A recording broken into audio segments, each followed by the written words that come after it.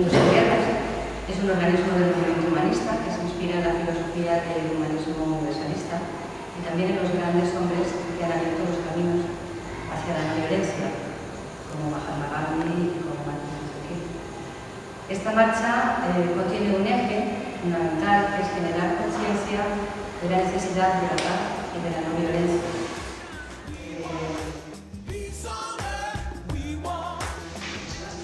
Se nos remueve al mundo. Es un momento muy interesante, es un momento, aunque sea de crisis, nos hablan fundamentalmente de que es una crisis económica. Yo creo que nosotros creemos que también es una crisis de valores, ¿no? Una crisis que adhiera sin que haya adquirido el compromiso de trabajar el tema de la paz y de la no violencia, que se ha ido concretando en diferentes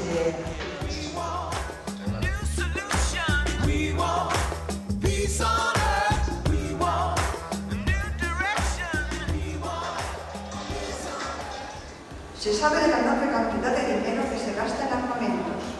También se sabe que con todo ese dinero se podría eliminar el hambre en el mundo. Se podría invertir ese dinero de la guerra para la paz. Os puedo dar algunos datos. Imaginaros el gasto inmenso que es el gasto en armamentos nucleares.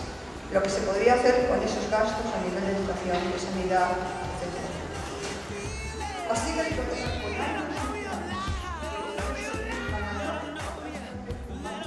Hoy en día, los medios de difusión masivos desvían la atención hacia otros temas, como el de la crisis financiera. Veréis muy variopinta de personas de diferentes países, de diferentes culturas, de diferentes edades, de diferentes profesiones y no profesiones, y gente normal y corriente que participamos de ese equipo base, como veréis, pero muy variado.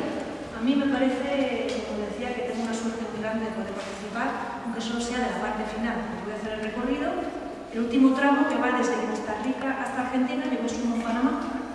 Entonces, habrá que ir haciendo ajustes. El recorrido va a pasar, que seguro que vamos a llegar a países tipo Honduras, donde va a haber muchas complicaciones sociales.